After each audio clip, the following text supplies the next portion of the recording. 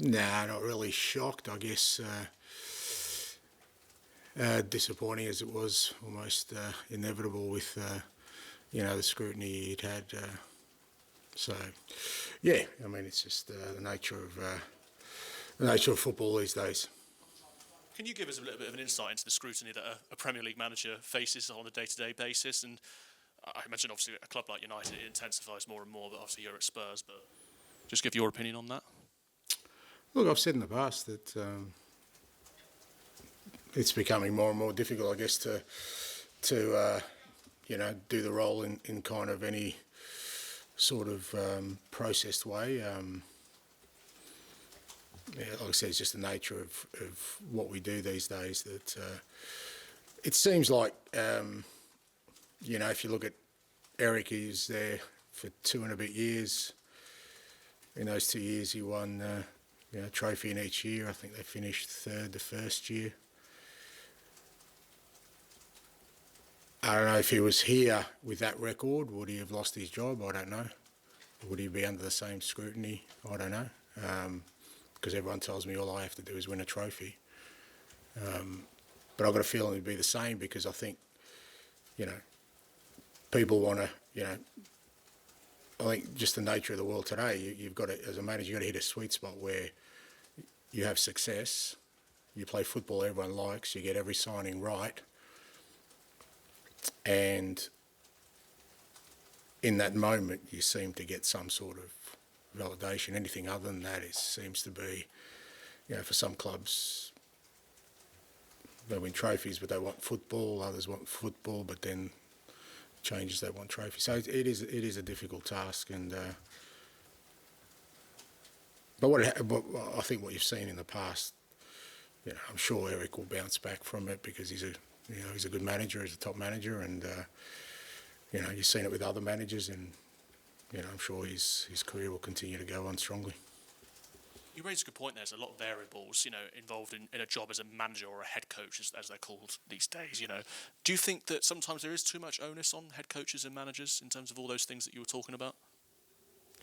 Well, I mean, no, I don't think there's too much. It's just that we're obviously the public face of it, and you have to, when you are, you have to take that responsibility. It's just like I said. It's just, I think you need to kind of have a clear idea, I guess, if you are in this position, as we are as managers, of what we're trying to achieve, because we're the ones that inevitably have to answer these questions. So about progress and where we're at and what our aims and ambitions are. So I guess it's easier when that's aligned, with the overall objective of the club. But if that keeps shifting, then it becomes really difficult to kind of figure out. What the outcomes are supposed to be. What we do know is that any process that, you want an outcome of continued sort of opportunity for success, because that's the only thing you can kind of try and achieve. You can't guarantee success. There's no such thing. It doesn't matter who you are. But what you try and achieve as a club, I think, is the opportunity for success on a regular basis. That process takes time. And just focusing now on the short term, you obviously will be hoping for a reaction after the Palace result over the weekend. Have you seen a bit of a reaction on the training ground the last day or so? No, I don't think it's about a reaction. I think it's fairly sort of understandable that the players and everyone was disappointed with the way things went for us at Palace, both performance and obviously outcome. But we've got to get away from this kind of, reactions and, trying to atone for something. You've got to sort of, part of the process for us is just making sure that every game we kind of stick to our principles, irrespective of what's happened in the past. Because if you wait for reactions for good performances, then you're actually, anticipating another challenge where you should be just trying to focus on consistency in performance, consistency in mentality of how we approach every game. Hi, Ange, how are you? Good, mate. Just going back to Ten Hag and the whole thing about managers, does job security ever worry you when you're in a job, or is it when you're in a job you just want to do your job, play good football, win trophies? Look, I've it's easy to say, but I've never worried about job security. I think if you do, then you're probably, you know, going to end up not doing the role, you know, the justice it deserves for yourself more than anything else, because the reality is there is no job security. I don't know what job security looks like. You know, what's the average tenure of a manager these days? So if you think, you know, I'm going to be around for 5 years, that's highly unlikely. So, you know, if you worry about those things, then I think you end up, like I said, chasing your tail a little bit, trying to, and probably making decisions for the wrong reasons. I've always, as I said before, I understand I won't be here forever, but I work as if I will be, and I'll make decisions that I think will get us to being a successful football club. And you know, if you deviate from that, then the inevitability is that the end will probably come sooner than you want, because, like I said, job security for managers just doesn't exist, because there is always something that, you know, unless you win it, and you win it in the right style with the right decisions, everyone else seems that will be under scrutiny. So you've got to understand that's part of the role. Not that there's anything wrong with that. I think criticism and scrutiny is healthy. Even criticism and scrutiny that's not valid is useful, because that's what tests your resolve in doing what you do. Because if you're just going to jump at the first time somebody questions what you're doing, it probably means you don't believe in it. You're playing against someone tomorrow who's been at his club for 9 years, going on 10. Do you ever believe that you'll ever be at either Spurs or your next club for that length of time? Like I said, that's how I kind of, you know, plan things, because I want, you know, whatever we achieve to be sustainable. So you make decisions on that basis, so that if things keep going in the right direction, then I don't know how long I'll be wherever I've been. You know, usually I've left after a kind of successful period, but as I said before, you know, the successful periods of the clubs I've been at have outlasted me. So I think that's important. Not that I'm kind of the key in that, but it's just that that's what you try and build. So, you know, how long I stay at one club is always kind of been defined by, you know, kind of, is there still an alignment? Is there still a challenge there? And, you know, that's what I kind of focus on. And finally, from me, Pep suggested that he would maybe rest players or rotate players, those that weren't 100% wouldn't be risked. Do you care who's in the shirt opposite you, or do you just look at the shirts and think, we want to beat this team? Yeah, no, look, I think, look, you know, I think it's fair to say that, you know, most clubs rotate through the Carabao Cup, but you just have to look at Man City's record in this competition, and, you know, you look at Man City's record in any competition, you know, they're a fantastic football club, and they've had success for a very long time. And I think sometimes, you know, people take that for granted. They just think, oh, it's City, but it's very, very difficult in this league and these, you know, in this country to maintain that kind of excellence over the time they have, and they do that because, irrespective of who plays, there's a level of performance they continually deliver, whether that's, you know, they've rotated the team or not, whatever the competition. Very, very few competitions they drop out at an early stage. Hi, Ange. Can you give us team news? Is Sonny fit? Yeah, Sonny, no. Well, he's almost fit, but we're probably, you know, from our perspective, we'll aim him for the weekend. We're quite confident he'll be right for the weekend. The only one that's missing out, it's a bit of a disappointment, is Wilson. He's had a setback after, you know, during the week. And it seems like it's a serious one, so we're just waiting for more information. So that's the only one that's disappointing. And then from the weekend, everyone else is okay. Jed's back training. Is it the same injury then? Yeah. Well, not exactly the same, but yeah, same area. You've had 2 games in this competition. You made 9 changes at Fulham last time out, and 8 at Coventry this year. Is that likely to be your approach in this competition going forward, or do you pick on a game-by-game basis?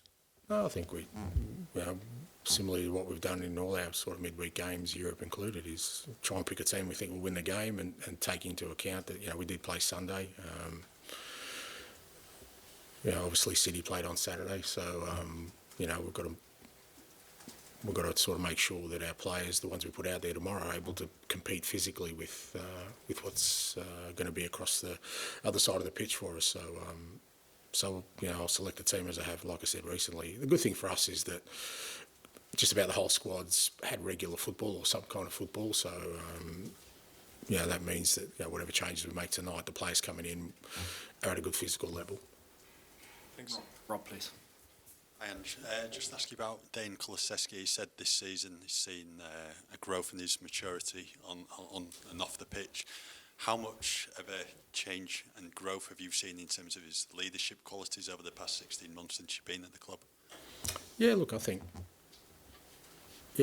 Decky's growing, but I think that's kind of where we are as a group. I think a lot of them are kind of growing, and they're growing through experiences. And I think even for Decky, the weekend was another sort of growth period, because I think, you know, he obviously got hurt pretty early and wasn't happy with it, and I think in many respects he lost a bit of his composure after that, and that's another growth for him, you know, to understand that that's part of it as well. You know, you need to focus your energies on helping the team on the day rather than sort of being personally aggrieved. But that's where we are as a group, and I think that's where we get our growth, by going through experiences like we did on the weekend with a lot of the players, and them going through that and understanding how to deal with it better next time. But look, Decky's been fantastic for us this year in terms of, you know, both his output but also his attitude, his mentality, and you know, I think there's more to come.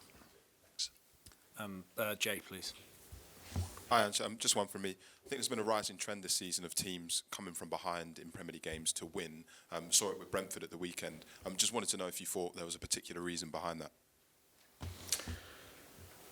No, not really, mate. I think I've never gone for trends in football that last a couple of months. Trends in football last a lot longer than that. And I think, you know, it's the nature of a little bit of the Premier League, I think, that,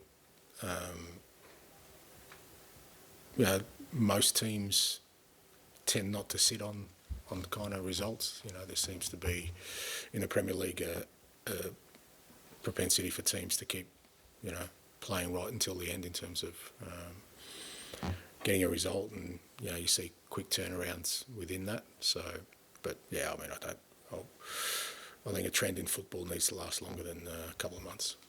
Okay, and we'll finish with George, please. Hi, and Richarlison's obviously fit again now. Do you sort of see him as an option going into this game on the left, or is you seeing him more as a centre forward with Dom and they're sort of competing? No, I think Richie obviously played a lot of his football on the left. He's definitely an option there for us. Yeah, he's an option through the middle as well. So, yeah, look, again, he's getting, you know, some good match minutes now. So hopefully, you know, in the next couple of weeks, we've still got a good game schedule where, you know, like I said, he's only just getting his season started. So the more we can expose him without sort of overburdening him in these early stages, I think we'll, you know, he'll be able to contribute even more. And the Man City game last season at home sort of got overshadowed, but you went with Pape Sarr as kind of the false nine. Was that just kind of because you was without Richie, I think at the time he injured, or was that more to kind of counter what City do? I don't think we had a striker available, mate, if I remember correctly. So, yeah, Pape won't be a false nine tomorrow, mate.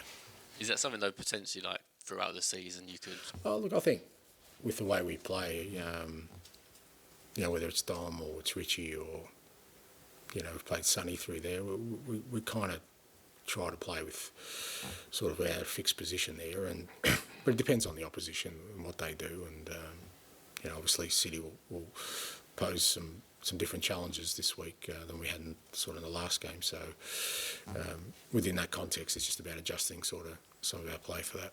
And obviously I know you want to win every game, but I think some fans would probably look at this 7-day week, and some of them would see this Man City game, even though it's the fourth round of the Carabao Cup, as the biggest one of the week. Do you get any kind of sense from staff, players, that no one or any of them don't realise the significance of this fixture on tomorrow night? Look, I've said on countless occasions, I'm not a supporter of the club. I'm the manager of this football club, And I'd hate to think that any supporter of this football club thinks that I try harder in one game more than another. Supporters can feel what they like, which is the most important game. But it would be the biggest injustice for me as a manager if I said to them, you know what, we're going to try harder tomorrow than we will on the weekend or that we did last weekend. It doesn't work that way. You know, you need to separate, you know, supporters of a football club with people who have the responsibility of representing it. Our responsibility lies in trying to be the best we can be every day for our supporters, for everyone who's part of this football club. It's not about, you know, again, trying to, you know, gain brownie points. You know, that's not what our role is.